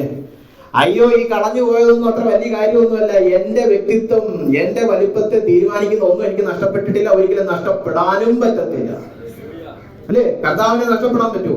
കർത്താവിന്റെ ഒരു ദിവസം പറയാം, ഞാൻ എന്തോ എന്നോടുള്ള സ്നേഹമൊക്കെ നിർത്തിയേ, പറ്റത്തില്ല എന്ന് പറയുമോ കർത്താവ്? ഇല്ല, അല്ലെ? താഴ്മയോടെ അവന്റെ ശിശുവായ അവനോട് അടുത്ത് വരുന്ന ആരെയും അവൻ തള്ളിക്കളയുകയില്ല. പിന്നീട് നമ്മൾ മുന്നോട്ട് വായിക്കുമ്പോൾ ആ വാക്യങ്ങളിലേക്ക് ഞാൻ കടക്കുന്നില്ല. പക്ഷേ 14-ാം വാക്യത്തിൽ, സത്യമായിട്ട് നിങ്ങളോട് ഞാൻ പറയുന്നു, ഈ ചെറിയവരിൽ ഒരുത്തൻ നശിച്ചു പോകുന്നത് സ്വർഗസ്ഥനായ നിങ്ങളുടെ പിതാവിന് ഇഷ്ടമില്ല. അതായത് ഈ ബന്ധം, ഈ സ്നേഹം നഷ്ടപ്പെട്ട ആരും പോകണമെന്ന് കർത്താവ് ആഗ്രഹിക്കുന്നില്ല. രക്ഷയിൽ കടന്നു വന്നവരുടെ കാര്യമായി പറയുന്നത്. രക്ഷയിൽ കടന്നു വന്ന് തന്റെ ആട്ടിൻകൂട്ടത്തിന്റെ ഭാഗമായിട്ട് പിന്നെ തെറ്റിപ്പോയവരുടെ കാര്യമാണ് തൊട്ടുമുമ്പൊക്കെ പറയുന്നത്. അങ്ങനെ പിന്മാറ്റത്തിൽ പോയവർ പോലും നഷ്ടപ്പെട്ടു പോകരുത്. നിങ്ങൾ ഈ കടന്നു വന്ന് അനുഭവിക്കുന്ന സ്നേഹത്തിൽ ഇനിയും തുടരണമെന്നാണ് അവന്റെ ആഗ്രഹം.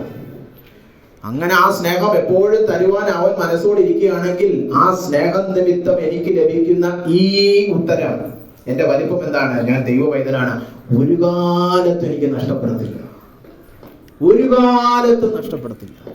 ജീവിതത്തിൽ എന്തെല്ലാം നഷ്ടപ്പെട്ടാലും ഈ ഉത്തരത്തിന് മാറ്റമില്ല. അതുകൊണ്ട് തന്നെ വിഷാദ രോഗത്തിന് ഒരു സ്ഥാനവുമില്ല. ഇനി ആര് തിരിച്ചില്ലെന്ന് പറഞ്ഞാലും, ആര് മുഖത്ത് നോക്കിയില്ലെന്ന് പറഞ്ഞാലും, ആര് സ്നേഹിച്ചില്ലെന്ന് പറഞ്ഞാലും, എന്തുണ്ടാക്കിയില്ലെന്ന് പറഞ്ഞാലും, എന്തൊക്കെ ഉണ്ടാക്കിയെന്ന് പറഞ്ഞാലും ഒരു മാറ്റവും ഇല്ലാത്ത ഉത്തരമാണ് ഞാൻ ദൈവ പൈതലാണ്. കർത്താവായ യേശുവിന് വിലയേറിയ ഓമന പുത്രനാണ് ഞാൻ, അല്ലെങ്കിൽ ഓമന പുത്രിയാണ് ഞാൻ. നമ്മൾ വളരെ സുരക്ഷിത സ്ഥാനത്തെത്തിയിരിക്കുകയാണ്, അല്ലേ? അവന്റെ മടിയിലിരിക്കുന്നു. അതുപോലെ സുരക്ഷിതമായ ഒരു സ്ഥാനം വേറെ ഇല്ല, അല്ലേ? കേട്ടോ, എന്ത് ഭംഗിയുള്ള ഒരു ചിത്രമാണ് കർത്താവ് നമുക്ക് തരുന്നത്. അതുകൊണ്ടാണ് പിന്നീട് ഇതൊക്കെ മനസ്സിലാക്കി ലേഖനം എഴുതിയ യോഹന്നാൻ അപ്പോസ്തലൻ 1 യോഹന്നാൻ 3:1 എന്താ പറഞ്ഞിരിക്കുന്നത്? കാൺമീൻ നാം ദൈവ മക്കളെന്ന് വിളിക്കപ്പെടുവാൻ പിതാവ് എത്ര വലിയ സ്നേഹം നമ്മുടെ മേൽ ചൊരിഞ്ഞിരിക്കുന്നു, അല്ലെ? കാൺമീൻ നാം അപ്പോസ്തലന്മാരാകുവാൻ എന്നാണ് പറഞ്ഞിരിക്കുന്നത്. കാൺമീൻ നാം വലിയ പ്രസംഗകരാകുവാൻ, അതൊന്നുമല്ലല്ലോ അവിടെ പറഞ്ഞിരിക്കുന്നത്. ഒരു പ്രവൃത്തിയും പറയുവാൻ ഒരു മഹത്വം ഇല്ലാത്ത കുഞ്ഞുങ്ങളാണ്. കാൺമീൻ നാം ദൈവ പൈതലാകുക. ദൈവ പൈതലാകുക എന്ന് പറഞ്ഞാൽ വലിയ സ്ഥാനത്തെത്തി എന്നർത്ഥം, അല്ലേ? അതുകൊണ്ടാണ് പറഞ്ഞിരിക്കുന്നത് ആ സ്ഥാനം നമുക്ക് തന്നിരിക്കുന്നതുകൊണ്ട് വലിയ സ്നേഹത്തിന്റെ പാത്രമായി നമ്മളെന്ന് മനസ്സിലാക്കാൻ പറ്റും, അല്ലേ? അപ്പൊ ദൈവ മക്കളാണെന്ന് പറയുന്നത് വലിയ വിഷയമാണ്. ഞാൻ പലപ്പോഴും ശ്രദ്ധിച്ചിട്ടുണ്ട്, പ്രസംഗകര് ചില മീറ്റിങ്ങിനൊക്കെ പോകുമ്പം അവര് എന്താ പറയുക, ഇൻട്രൊഡ്യൂസ് ചെയ്യിക്കുക. അതുപോലെ ഒരു വൃത്തികെട്ട പരിപാടി പറയും, അല്ലേ? ആ അടുത്തത് വരാൻ പോകുന്ന ദൈവദാസൻ, പിന്നെ കുറെ പറയും. പ്രത്യേകിച്ച് ഞാൻ അമേരിക്കയിലൊക്കെ ആയിരുന്നപ്പം സഹിക്കിടും നമുക്ക്, അല്ലെ? എന്നെ ചെയ്യാൻ ഞാൻ അനുവദിക്കാറില്ല ഒരിക്കലും. പിന്നെ പറയാനൊന്നുമില്ല, അങ്ങനെ ഒന്നുമില്ല പറയാൻ. പക്ഷെ ഞാൻ വേറെ ചിലരെ കണ്ടിട്ടുണ്ടോ, അയ്യോ എന്താ എന്തൊക്കെയാ പറയുന്നേ, അല്ലെ? ഉപദേഷ്ടാവാണ്, പാസ്റ്ററാണ്, എഴുത്തുകാരനാണ്, പാട്ടുകാരനാണ്, അല്ലെ? എന്തൊക്കെയാണോ അതെല്ലാം പറയും. പക്ഷെ ഒരു കാര്യം മാത്രം പറയത്തില്ല, ഇയാള് ഒരു ദൈവ പൈതലാണ്. ദൈവ പൈതലാണെന്ന് പറയാതെ ബാക്കി എല്ലാം പറയും. അതെന്താ അതിന്റെ അർത്ഥം? ദൈവ പൈതലാണെന്ന് ആരെങ്കിലും പറഞ്ഞു കേട്ടിട്ടുണ്ടോ? അടുത്തതായി പ്രസംഗിക്കാൻ വരുന്ന പാസ്റ്റർ ഒരു ദൈവ പൈതലാണെന്ന് പറയാറുണ്ടോ? ഇല്ല. അതെന്താ? അപ്പൊ ദൈവ പൈതലാന്ന് പറയുന്ന അത്ര വലിയ കാര്യമൊന്നുമല്ല. സാധാ വിശ്വാസി, അതൊരു സാധാ വിശ്വാസി. അങ്ങനെ ഒരു വാക്ക് എവിടെങ്കിലും ബൈബിളിലുണ്ടോ? സാധാ വിശ്വാസി, ഓർഡിനറി. നമ്മുടെ ബസ് ഓർഡിനറി ബസ്, സാധാ വിശ്വാസി, അല്ലെ? ഞാൻ ചില മീറ്റിങ്ങിൽ പോകുമ്പോൾ ആദ്യം ചോദിക്കും, പാസ്റ്ററാണോ? ആണെങ്കിൽ ഇല്ലെങ്കിൽ അനുസരിച്ച് വേണം നമുക്ക് സ്റ്റേജില് പിന്നെ സ്തോത്ര കാഴ്ച, അല്ലേ? അതുകൊണ്ട് ഞാൻ മനഃപൂർവ്വം പറയും, ഒന്നുമല്ല സഹോദരൻ. ആ ശരി, ഒരു സഹോദരൻ വന്നിട്ടുണ്ട്. പല എന്നെ ഉപവാസ പ്രാർത്ഥനയ്ക്ക് വിളിക്കുന്ന വലിയ മീറ്റിങ്ങുകളൊക്കെ ഒരു സഹോദരൻ പ്രസംഗം, അത്രേ ഉള്ളൂ. അല്ലാതെ അമേരിക്കയാണ് മറ്റേ അതൊന്നും പറയാറില്ല, ഞാൻ പറയാറുമില്ല. അതൊക്കെ കേട്ട് കഴിഞ്ഞാൽ ഇവർക്കൊക്കെ കോരിത്തിരിക്കും. ഓ, അമേരിക്ക എന്നുള്ള പാസ്റ്റർ പ്രസംഗിക്കുക, വെള്ളക്കാരുടെ പാസ്റ്റർ അപ്പോസ്തലൻ, അല്ലെ? ഞാൻ കണ്ടിട്ടുണ്ട് ഈ മ്ലേച്ഛത, അല്ലെ? യേശു ക്രിസ്തു എന്ന് പറഞ്ഞാൽ ഒരു രോമാഞ്ചവും ഇല്ല, ഇരുന്ന് ഉറങ്ങും പ്രസംഗത്തിന്റെ സമയത്ത്. അമേരിക്ക എന്ന് പറഞ്ഞാൽ ഇവരൊക്കെ കുമ്പിട്ട് വീഴും, അല്ലെ? എനിക്ക് കണ്ണെടുത്താകേണ്ട ഒരു കാര്യമാണ്. വിദേശ രാജ്യങ്ങൾ, പാശ്ചാത്യ രാജ്യങ്ങളുടെ മുമ്പിൽ അല്ലെ? ഇത് ഇന്ത്യൻ ക്രിസ്ത്യാനിത്വത്തിന് ഇന്നോ ഇന്നലെ തുടങ്ങിയതൊന്നുമല്ല. തുടക്കാലം മുതലേ സായിപ്പിനെ കാണുമ്പോ കവാത്ത് മറക്കുമെന്ന് പറയും. അത് തന്നെയാണ് ഇപ്പോഴും. വെള്ളക്കാരൻ എന്ത് തോന്നിവാസം കാണിച്ചാലും TV കൂടെ കണ്ടാൽ അത് ചെയ്തോളൂ. വെള്ളക്കാരനല്ല യേശു ക്രിസ്തു. അത് നിങ്ങൾ മനസ്സിലാക്കുക. യേശു ക്രിസ്തു അമേരിക്കക്കാരനൊന്നുമല്ല, നമ്മുടെ തൊഴിലുറവുള്ളവല്ല. അല്ലെ? യേശു ക്രിസ്തുവിന്റെ പൊക്കം 5 അടി 2 ഇഞ്ച് എന്നാ പറയുന്നത്. അറിയോ? അന്നത്തെ കാലത്ത് 1-ാം നൂറ്റാണ്ടിലെ യഹൂദ പുരുഷന്മാരുടെ ഒരു ശരാശരി പൊക്കം ഈ ആർക്കിയോളജിസ്റ്റുകൾ, പുരാവസ്തു ഗവേഷകർ കണ്ടുപിടിച്ചു. ഈ ഫോസിൽസും അതൊക്കെ വെച്ചിട്ട് 5 അടി 2 ഇഞ്ച്. എന്നെക്കാളും പൊക്കം കുറഞ്ഞവരായിരുന്നു യേശു. അല്ലാതെ മറ്റേ എന്താ പറയാ, സ്വർണ്ണ നിറമുള്ള പൊടിയും വെച്ച് ഒരു സായിപ്പല്ലായിരുന്നു യേശു. നമ്മുടെ നാട്ടില് അവിശ്വാസികൾ തന്നെ പറയുന്നത് സായിപ്പിന്റെ മതം, അല്ലേ? ഇവിടെ എല്ലാം പറഞ്ഞു നടക്കുന്നവന്മാരുന്നു. അങ്ങനെ സായിപ്പിനെ സേവിക്കുന്നവരല്ല നമ്മള്, അല്ലേ? അതിലൊന്നും വലിപ്പം കാണരുത്. അതൊക്കെ അയ്യേ മ്ലേച്ഛത. പിന്നെ എവിടെ വലിപ്പം? ഞാനൊരു ദൈവ പൈതലാണ്. അതിനപ്പുറം ഒരു വലിപ്പമില്ല. ഞാൻ പ്രസംഗകനാണെന്നോ ഉപദേഷ്ടാവാണെന്നോ പാസ്റ്ററാണെന്നോ സഭ നടത്തുന്നവനാണെന്നോ ഞാൻ IT കമ്പനി ജോലി ചെയ്യുന്നവനാണെന്നോ ഞാൻ ഇന്നയാളുടെ മോനാണെന്നോ ഞാൻ ഇന്നയാളുടെ ഭർത്താവാണെന്നോ ഭാര്യയാണെന്നോ ഇതിലൊന്നും ഒരു മഹത്വവും ഇല്ല. നാളെ ഇതെല്ലാം പോകും. ഒരിക്കലും പോകാത്ത, ഒരിക്കലും നഷ്ടപ്പെടാത്ത ഏക സ്ഥാനം, ഞാൻ ദൈവ പൈതലാണ്, ഞാൻ അവന്റെ മടിയിലിരിക്കുകയാണ്. അപ്പൊ ആരാണ് സ്വർഗത്തിൽ വലിയവൻ? അതിന്റെ ഉത്തരം നിങ്ങൾക്കറിയാവോ? ബഹുവചനത്തിലാണ്. ശിശുക്കൾ. അല്ലാതെ നമ്മുടെ വിചാരം ഇങ്ങനെ മേളിലോട്ട് പോകുന്നവരും ആള് കുറഞ്ഞ് പിന്നെ ഒരുത്തൻ. അങ്ങനെ ആരെങ്കിലും മണ്ടയിലുണ്ടെങ്കിൽ ഒരാളേ ഉള്ളൂ, അത് കർത്താവായ യേശു ക്രിസ്തു. അത് അറിഞ്ഞുണ്ടെങ്കിൽ വെളിപ്പാട് പുസ്തകം എടുത്ത് വായിച്ചാൽ അറിയാം, അല്ലെ? അവിടെ ദൂതന്മാർ പാട്ടുപാടി കർത്താവിനെ സ്തുതിക്കുമ്പോൾ മറ്റേ നേരത്തെ പാടിയ ആ കിരീടമൊക്കെ ഉള്ളവരെ എടുത്ത് ചാടി തറയിൽ പോവുകയാണ്. അല്ലാതെ ഒരുത്തനും നിങ്ങളൊക്കെ ചാടി ഞാൻ കുറച്ച് കൂടിയാണ്, ഞാനും കൂടെ സ്തോത്രം പ്രാപിക്കട്ടെ എന്ന് പറയുന്ന ആരുമില്ല. 24 മൂപ്പന്മാരും കുമ്പിട്ട്, അല്ലെ, അവരുടെ ആ കിരീടമെല്ലാം താഴെ അവന്റെ കാൽ കീഴിൽ എറിഞ്ഞ്, കർത്താവേ നീ ആരാധനയ്ക്ക് യോഗ്യനായ ഏകൻ എന്ന് പറയും, അല്ലെ? അപ്പൊ പൂർണ്ണ മഹത്വം അവന് തന്നെ. അപ്പൊ മേളോട്ട് പോകുമ്പോൾ ഒരാളെ ഉള്ളെങ്കിൽ ആ ഒരാളെ കർത്താവാണ്. പിന്നെ ബാക്കിയുള്ള എല്ലാവരും എന്തുവാ? ഒരുപോലെ സഹോദരന്മാർ, ഒരുപോലെ ദൈവമക്കളാണ്. നമ്മളെല്ലാം ഒന്നാണ്. ഇതിനകത്ത് മത്സരമൊന്നുമില്ല. ഇവിടെ ആരും കൂടിയവനുമില്ല, കേമനുമില്ല, കുറഞ്ഞവനുമില്ല, അല്ലെ? ചിലർക്ക് ചിന്ത വരും, എന്നെ പോലെ സഭയെ ശുശ്രൂഷിക്കുന്ന വേറെ ആരുണ്ട്, അല്ലെ? എന്നെ പോലെ പ്രസംഗിക്കുന്ന വേറെ ആരുണ്ട്, എന്നെ പോലെ പാട്ടുപാടുന്നവർ. നമുക്ക് എന്തെങ്കിലും ഒരു കൃപാവരം ഉണ്ടെങ്കിൽ ഉടനെ ഈ രോഗം വരും, അല്ലെ? ഞാൻ ആരാ, അല്ലെ? ഈ രോഗം വരും. കാരണം എന്നെ എൻ്റെ സഹോദരനിൽ നിന്ന് വ്യത്യസ്തനാക്കുന്ന എന്തോ എനിക്കുണ്ട്, അല്ലെ? അപ്പോൾ ഉടനെ പ്രശ്നമായി. പിന്നെ പാസ്റ്ററായി കഴിഞ്ഞാൽ ഉടനെ ടൈ കെട്ടണം, അല്ലെ? പള്ളിയിലച്ഛനായ ലോഹ ഇടണം. ഞാൻ സാധാ ബിലീവർ അല്ല, അല്ലെ? അതാണ് ഇവർക്കൊക്കെ വേണ്ടത്. സാധാ വിശ്വാസിയല്ല, ഞാൻ ടൈ കെട്ടും.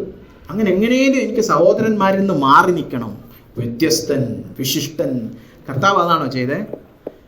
കർത്താവ് വന്ന് നമ്മുടെ കൂടെ ചേർന്ന് നമ്മുടെ കാല് കഴുകി, അല്ലെ?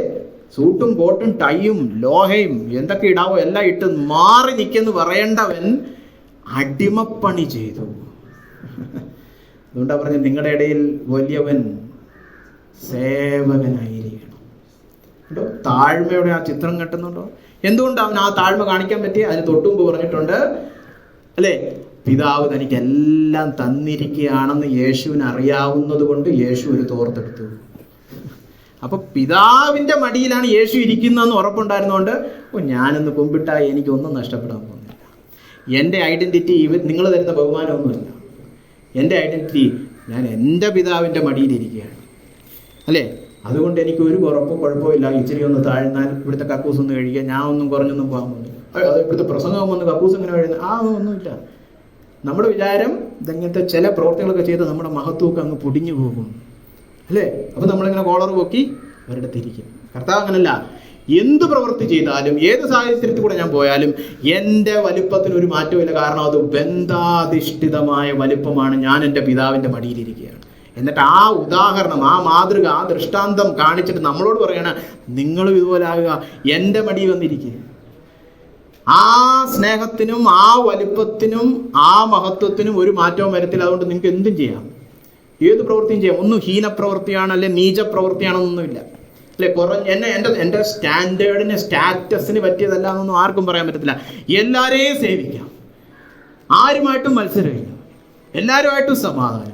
ഇങ്ങനെ ഒരു 50 പേരുള്ളൊരു സഭ നമ്മളൊന്ന് ചിന്തിച്ച് എന്തുമായിരിക്കും? സ്വർഗമായിരിക്കും അല്ലേ? ആ സഭയിൽ പോകാൻ സൺഡേ രാവിലെ പിള്ളേരോടൊന്നും പറയണ്ട, ഓടുകയായിരിക്കും. അയ്യോ സഭയിൽ പോട്ടെ, സൺഡേ മാത്രമേ ഉള്ളൂ സഭ, മൺഡേ ട്യൂസ്ഡേ വെനസ്ഡേ ഒക്കെ ഉണ്ടായിരുന്നേ കൊള്ളായിരുന്നു നമ്മൾ പറയും. ഇപ്പോൾ എങ്ങനെയാ? സൺഡേ ആയി, പോയിരുന്ന് ഉറങ്ങണം. ഇനി ആരാണോ എന്താ വരുന്നത്, മറ്റവനാണെങ്കിൽ അയ്യോ പോക്കാം, പിന്നെ ഉപദേശിച്ച് കൊല്ലും അല്ലേ? ഇങ്ങനല്ലേ? ഇങ്ങനൊരു സഭ ഒന്ന് ചിന്തിച്ച് എല്ലാവരും സേവിക്കാൻ വെമ്പൽ കൊള്ളുന്നവർ, ആർക്കും ഒരു മടിയിൽ, ആർക്കും ഒരു ദുരഭിമാനമില്ല. എന്തെങ്കിലും ചെയ്താൽ അങ്ങ് കുറഞ്ഞു പോകുന്ന ഒരു ചിന്തയില്ല. കാരണം എന്താ? എല്ലാവരും കർത്താവിൻ്റെ മടിയിൽ വിശ്രമിക്കുന്നവരാണ്. നമ്മളൊക്കെ വിശ്രമിക്കുന്നവരാണോ അല്ലേ? അപ്പോൾ കാതലായ ചിന്ത ഞാൻ ഒന്നുകൂടെ പറയട്ടെ. 1 യോഹന്നാൻ 3 പറഞ്ഞിരിക്കുന്ന പോലെ, കാൺമീൻ നാം ദൈവമക്കളെന്ന് വിളിക്കപ്പെടുവാൻ. അപ്പോൾ ആ ദൈവ മക്കൾ, ഞാനൊരു ദൈവ പൈതലാന്ന് പറയുന്നതിൽ അഭിമാനം കണ്ടെത്തുന്നുണ്ടോ നമ്മൾ? അതോ നേരത്തെ പറഞ്ഞ പോലെ ലോകത്തിലെ പലതും ഓടി നേടിയെങ്കിൽ മാത്രമേ ഉള്ള അഭിമാനം അല്ലേ? പ്രത്യേകിച്ച് തകർന്നിരിക്കുന്ന സുഹൃത്തുക്കളോടാണ് ഞാനിത് പ്രത്യേകിച്ച് പ്രസംഗിക്കുന്നത്. അപ്പോഴാണിത് പറയാൻ പ്രയാസം. ചില കുറവുകളൊക്കെ ഉണ്ട്, എനിക്കൊരു ബഹുമാനവും ഈ സമൂഹത്തിൽ ഇല്ല എന്ന് പറയുമ്പോൾ, എങ്കിലും ഞാൻ എൻ്റെ കർത്താവിൻ്റെ പൈതലാണ്, അവൻ്റെ മടിയിൽ എനിക്ക് വിലയുണ്ട്. എന്നിട്ട് അതിൽ സംതൃപ്തി കണ്ടിട്ട് ഈ ലോകത്തിലൊന്നും വേണ്ട, മതി എന്ന് പറയാൻ പറ്റണം. ഓ, അതാണ് ദൈവഭക്തിയുടെ സൗന്ദര്യം അല്ലേ? അപ്പോൾ ഒരു വാക്യം കൂടെ പറഞ്ഞിട്ട് ഞാൻ അവസാനിപ്പിക്കട്ടെ. പ്രസംഗമൊക്കെ കേൾക്കാൻ എളുപ്പമാണ്, ആദ്യം പറഞ്ഞത് ചെയ്യാനാണ് പ്രയാസം. മനം തിരിഞ്ഞ് ശിശുക്കളെ പോലെ കടന്നു വന്ന അവൻ്റെ മടിയിൽ ഇരിക്കുക അല്ലേ? ഒരു വാക്യം എടുത്തു വായിക്കുന്നില്ല എല്ലാവരും, പക്ഷെ കാണാൻ പഠിക്കുന്നത് വളരെ നല്ലതായിരിക്കും. യെശയ്യാ 30:15 എന്താ അവിടെ പറഞ്ഞിരിക്കുന്നത്? മനം തിരിഞ്ഞ് അടങ്ങിപ്പാർക്കുന്നത് നിങ്ങളുടെ രക്ഷ, ആശ്രയത്തിലും വിശ്രമത്തിലും നിങ്ങളുടെ ഫലം. വളരെ ഗാഢമായ ഒരു ആത്മീയ തത്വമാണ് അവിടെ പഠിപ്പിച്ചിരിക്കുന്നത്. എൻ്റെ ജീവിതത്തിൽ, എൻ്റെ ഉപദേശ ശുശ്രൂഷയിൽ ഞാൻ ഏറ്റവും പരാജയപ്പെട്ട ഒരു വിഷയമാണിത്. ഇന്നേ വരെ ഒരു വ്യക്തിയെയും എനിക്കിത് പഠിപ്പിക്കാൻ പറ്റിയിട്ടില്ല. പഠിപ്പിക്കാന്ന് പറഞ്ഞാൽ പ്രസംഗിച്ചിട്ടുണ്ട് ഒരുപാട് പ്രാവശ്യം, ആരും പഠിച്ച് കണ്ടിട്ടില്ല. കാരണം ഇത് പഠിപ്പിക്കുക എന്ന് പറഞ്ഞാൽ വളരെ ബുദ്ധിമുട്ടുള്ളൊരു കാര്യമാണ്. റെസ്റ്റിംഗ് ഇൻ ജീസസ്, കർത്താവിൽ ഒരു വ്യക്തിയെ വിശ്രമിപ്പിക്കുക. അത് വളരെ പാടുപെട്ട ഒരു ശുശ്രൂഷയാണ്. പക്ഷേ ഈ വാക്യം ഞാൻ പങ്കിടാം, ദൈവം നിങ്ങളെ അത് പഠിപ്പിക്കട്ടെ അല്ലേ? ഇവിടെ ചിലരൊക്കെ വിശ്രമിക്കുന്നവരായിരിക്കും, എന്നെക്കാളും വിശ്രമിക്കുന്നവരായിരിക്കും. പക്ഷെ പൊതുവെ ഞാൻ ഈ വിഷയത്തിൽ ഒരു ഉപദേഷ്ടാവെന്ന രീതിയിൽ ഒരു തികഞ്ഞ പരാജയമാണ്. പ്രത്യേകിച്ച് പാസ്റ്റർമാരെ ഞാൻ ഇത് പഠിപ്പിക്കാൻ ശ്രമിച്ച് ഒരു വട്ടപൂജ്യമാണ്. കാരണം ആരും പഠിക്കുന്നില്ല, എല്ലാവരും ഓട്ടത്തിലാണ് അല്ലേ? ഇവിടെ പറഞ്ഞിരിക്കുന്നല്ലോ, ആശ്രയത്തിലും വിശ്രമത്തിലുമാണ് ഫലം. നേരത്തെ പറഞ്ഞതുപോലെ ആ പാപമൊക്കെ ഒന്ന് മാറി, അതൊക്കെ ഒന്ന് അതിജീവിച്ചിട്ട് നല്ല യോദ്ധാവായിട്ട് വരണം, അപ്പോഴേ കർത്താവ് എന്നെ സ്നേഹിച്ച് കെട്ടിപ്പിടിക്കത്തുള്ളൂ എന്ന് വിചാരിക്കുന്നവരെല്ലാം വിശ്രമിക്കുകയല്ല. അതുകൊണ്ട് ഞാൻ പറഞ്ഞു, അതുകൊണ്ട് തന്നെയാണ് ആ പാപം നീങ്ങിപ്പോകാത്തത്. നിങ്ങളുടെ ജീവിതത്തിൽ ചില പാപങ്ങൾ നീങ്ങിപ്പോകാത്തത് നിങ്ങൾ ഇതുവരെ വിശ്രമിച്ചിട്ടില്ല. നിങ്ങൾ കർത്താവിൻ്റെ മടി വന്നൊന്ന് വിശ്രമിച്ച് അവൻ്റെ സ്നേഹമൊക്കെ ഒന്ന് രുചിച്ചറിഞ്ഞ് അവൻ നിങ്ങൾ എത്രമാത്രം വിലമതിക്കുന്നു എന്നൊക്കെ ഒന്ന് ആഴത്തിൽ മനസ്സിലാക്കി ആ സ്നേഹത്തിലൊന്ന് അടങ്ങി പാർക്കുമ്പോൾ കർത്താവ് തന്നെ ആ പാപത്തെ എടുത്ത് പുറക്കളയും. പാപം മാറാത്തതിൻ്റെ കാരണം ഓടിക്കൊണ്ടിരിക്കുക. സ്വയത്തിൽ എനിക്ക് ആ പാപത്തെ ഒന്ന് അതിജീവിച്ചിട്ട് ഞാനൊരു വിശുദ്ധനാകണം അല്ലേ? വിശുദ്ധിയുടെ വിഷയത്തിൽ നമ്മൾ പ്രവൃത്തികളും കാണിച്ചുകൊണ്ടിരിക്കുക. എന്നാൽ കർത്താവ് പറയുകയാണ്, നിങ്ങൾ മനം തിരിഞ്ഞ് അടങ്ങി പാർത്താൽ രക്ഷ വരും അല്ലേ? അപ്പം നമുക്ക് വീണ്ടും ജനനത്തിൻ്റെ വിഷയത്തിൽ ഇതെല്ലാവർക്കും അറിയാം. ഇവിടെ പ്രവൃത്തികളാൽ രക്ഷിക്കപ്പെടുകയില്ല. നിങ്ങൾ കർത്താവിൻ്റെ അടുക്ക വന്നിട്ട് മുട്ടുകുത്തി കർത്താവ് രക്ഷിക്കണമേ എന്ന് പ്രാർത്ഥിക്കണമെന്ന് പറയുമ്പോഴേ രക്ഷ വരത്തുള്ളൂ. നമുക്ക് എല്ലാവർക്കും അറിയാം. ഇത് തന്നെ നമ്മൾ പ്രസംഗിച്ചുകൊണ്ടിരിക്കുന്നത്. കത്തോലിക്കരോടും മറ്റു മതസ്ഥരോടും എല്ലാം പറയും, മതം കൊണ്ട് രക്ഷിക്കപ്പെടാൻ പറ്റത്തില്ല, നിങ്ങൾക്ക് ആർക്കും ഒരു പ്രവൃത്തിയാൽ രക്ഷിക്കപ്പെടാൻ കഴിയത്തില്ല എന്നൊക്കെ നമ്മൾ പ്രസംഗിക്കും. പക്ഷേ ക്രിസ്തീയ ജീവിതം വരുമ്പോൾ, വിശുദ്ധിയുടെ വിശേഷം വിഷയം വരുമ്പോൾ നമ്മൾ ഓടിക്കൊണ്ടിരിക്കും. നമ്മൾ അവിടെ കർത്താവിൽ അടങ്ങി പാർത്താലേ രക്ഷ വരുമെന്ന് വിശ്വസിക്കുന്നു. ഇതാണ് ഗലാത്യ സഭയ്ക്ക് വന്നത്. ആദ്യം ആത്മാവിനാൽ തുടങ്ങി, ഇനി പ്രവൃത്തികളാൽ അല്ലേ? അപ്പൊ അടങ്ങി പാർക്കണം.